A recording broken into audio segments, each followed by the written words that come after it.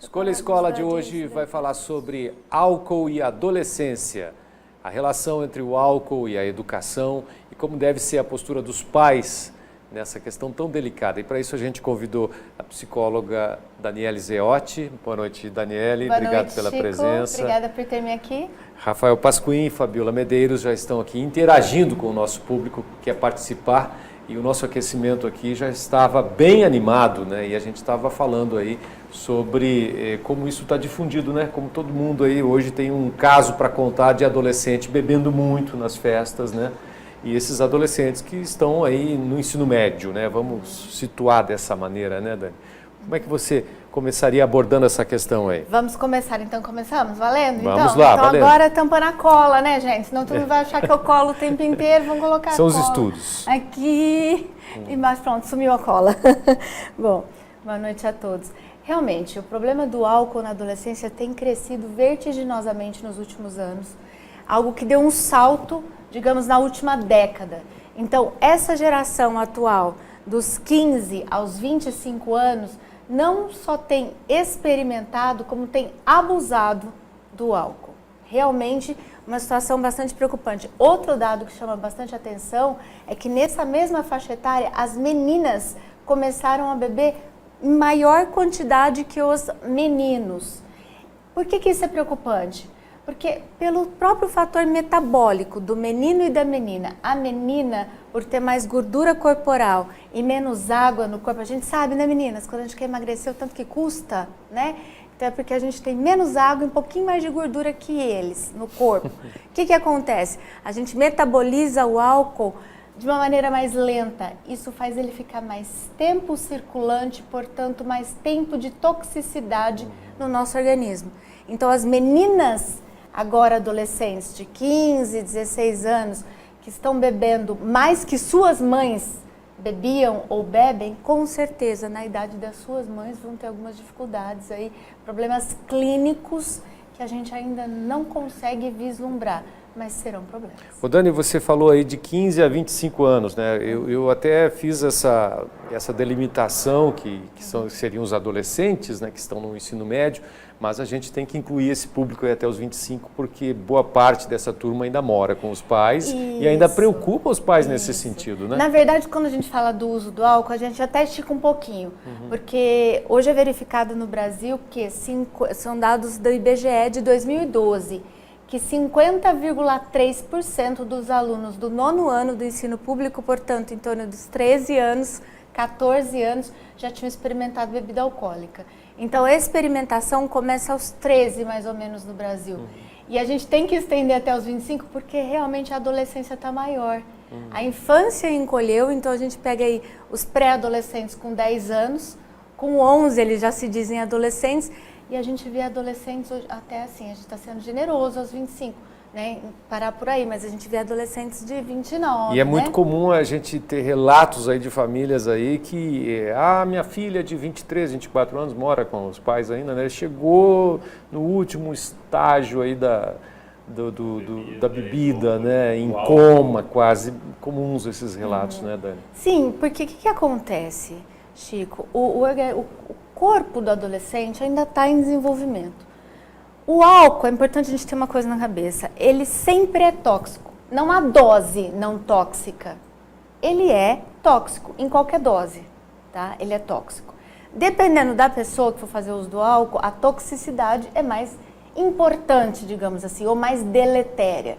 Vamos dar um exemplo clássico. Uma mulher grávida que tomar uma latinha de cerveja preta, que antes era a lenda urbana por aqui que isso fazia dar leite, que é uma lenda, é uma mentira, pode ser altamente deletério para o bebê.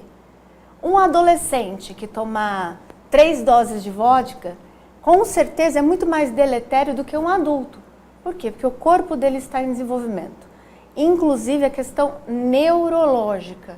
Então, assim, um adolescente usa álcool durante o estirão, que é aquela fase que ele dá aquela crescida boa, que eles ficam um pouquinho desengonçados, que o braço cresce na frente, nariz depois, eles ficam se achando de feios. Se tiver o uso do álcool nesse período, há um prejuízo muito grande para o desenvolvimento físico. E as alterações neurológicas. Por quê? Porque o cérebro do adolescente ainda está em desenvolvimento. E a gente tem, rapidinho para explicar, A gente tem um mecanismo cerebral muito belo, que é o de recompensa, de prazer e recompensa. Tá? Então, quando você faz alguma coisa que te dá prazer, e se você tem a recompensa, você pode ficar adicto a esse comportamento. Você pode ficar dependente desse comportamento ou repeti-lo com frequência. E a dependência vai depender de questões psicológicas, biológicas, de outras questões a gente pode até explicar como a dependência se dá. Então, se você coloca um adolescente que ainda não tem esse mecanismo totalmente desenvolvido, mas muito atuante, porque adolescente, né, gente, é o princípio do prazer, é curiosidade de experimentar e quer fazer tudo que dá prazer. E o outro mecanismo também cerebral imaturo é aquele que controla o pensamento nas consequências, o planejamento e o pensar nas consequências. Se o do prazer, o mecanismo do prazer e recompensa está muito ativo e o que controla esse comportamento está imaturo também ainda, quanto mais cedo você apresentar o álcool para o adolescente, maior a chance dele ficar dependente. Então é uma questão também neurológica. Por isso que a gente deve protelar o encontro do adolescente com álcool, protelar ao máximo. Isso não é uma questão de ser careta, de ser chata. Olha, Dani, muito bacana essa tua explanação para a gente abrir aí para as pessoas discutirem a questão, né, Pasquim? Certamente já tem bastante gente querendo comentar e perguntar, né? Tem muita gente aqui. Eu vou ler uma primeira observação aqui. Ó. A Fabiana Costa está dizendo o seguinte: esse assunto me assusta muito. Vejo pais dando bebidas para adolescentes e ainda dizem melhor beber comigo do que escondido. Acho que nós pais jamais podemos incentivar, porque sem incentivo eles já usam e abusam. E essa história? Vamos discutir essa questão, hein, Fabiola? Eu acho bem pertinente. Volta naquela história dos bastidores. Pois é, vamos comentar isso aí, né? Porque assim, vamos dizer assim, um chavão, um jargão que muitas famílias usam, né? Melhor beber comigo do que beber com os outros. O que vocês acham disso aí, Fabiola? Eu tenho um histórico lá em casa. Aliás, eu quero mandar um beijo para a Fabiana. A Fabiana, eu brinco com a Fabiana que a Fabiana é praticamente a Sandy. Ela é bem, eu falo assim, Fabiana é careta, né? Tipo, ela... A Fabiana que fez o comentário aqui, né? A Fabiana Costa, né? A Fabiana Costa, eu falo, gente, a Fabiana é praticamente a Sandy. Ah, que legal. Brincadeira, a Fabiana sabe, a gente se conhece. Lá em casa aconteceu muito uma situação dessa, né? Começou com uma história de um narguile, e aí o marido médico tentou cortar e eu falei, não corta, deixa, pelo menos trouxe aqui para dentro de casa. Não proíbe, que daqui pode a ser pouco, pior. Né? Se você proibir, vai ser pior, vai fazer lá fora. Pelo menos tá vindo aqui. Aí o irmão mais novo foi lá e começou com o narguile também. Aí eu tomei outra bronca, ele tá vendo? Olha lá, você que deixou. Depois mas estão juntos, estão fazendo aqui dentro de casa. Resumindo a história, hoje tem uma rede de lojas que vendem narguile. Os dois meninos são adultos, tá, gente? São adultos. Um vai fazer 25 anos e O outro que você tirou 22. dessa história, Fabio? Eu tirei que eu acho que talvez, quer dizer, também, o doido é que você não tem como experimentar, né? Eu tomei a decisão de falar, não, deixa pra ver o que acontece. O que teria acontecido se eu falasse, não, acaba com isso, joga esse troço fora, que teve uma amiga minha que quebrou, mandou longe, mas e aí? Será que ele realmente parou? Será que ele não colocou... Uma decisão difícil, né, outras coisas, outras substâncias. Sim, eu sim. sei que lá em casa não se coloca substâncias inadequadas dentro do narguilé, apenas os produtos que tem selo da Anvisa, porque a gente fica em cima. Selo da Anvisa, tudo que é legalizado, tudo que tem nota fiscal, né? Até porque eles são lojistas e eles distribuem esses produtos. Mas e o pessoal que está consumindo fora? Será que está colocando só o que é liberado, só o que tem selo da Anvisa? E aí? Então eu falei assim, gente, vamos encarar aqui dos males o menor. Sim, me parece que o seu exemplo, né, de não proibir, mas dizer, olha, vamos conhecer... Regulamentar. Regulamentar, né? Acabou que os meninos viraram empreendedores, colocaram uma tabacaria, né? Eu acho que o que vocês fizeram é o famoso, vamos falar sobre? Sim. Não é jogar para baixo do tapete ou para fora de casa e trancar a porta. Vamos falar sobre, vamos conversar sobre isso, vamos ver as possibilidades. Vamos ponderar as possibilidades. Eu lembro que eu coloquei regras, pode ir no evento, não sei o que, quando tem festa pode, não vai fazer isso todo dia, né? Enfim, o pai é cardiologista, só para lembrar todo mundo. Mas esse contato com a bebida acontece mesmo em casa. Tem até, a gente falava aqui antes, tem até uma pesquisa do ambulatório de pediatria da USP que diz que 43,5% dos contatos, né, acontecem dentro de casa. Em casa. Por quê? Porque é cultural no nosso país. As pessoas se reúnem nesse país quente, aqui do lado de baixo do Equador, para beber, né? Churrasco no domingo, vai comemorar alguma coisa, bebe, vai afogar as mágoas, bebe, o time ganhou, bebe, o time perdeu, bebe-se também, né? Então é cultural a bebida alcoólica aqui. Então as crianças e os adolescentes começam a ter contato, o primeiro contato é dentro de casa.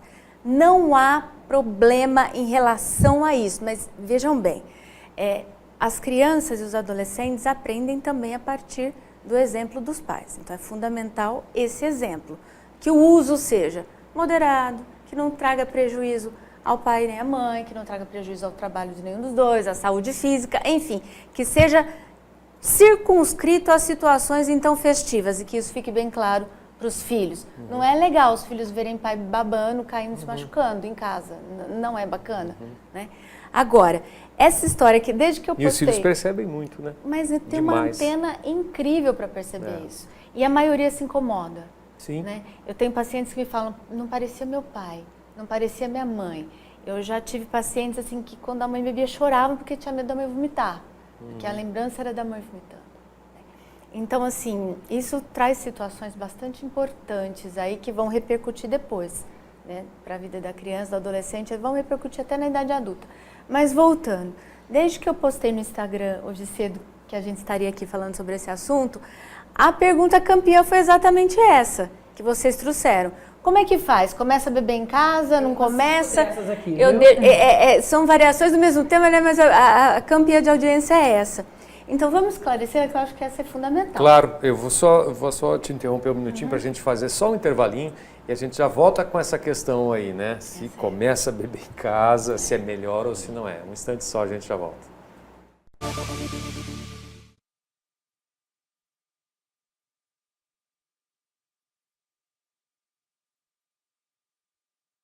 Para não perder nosso conteúdo e lives com os entrevistados, siga nossa página no Facebook e também no nosso canal no YouTube.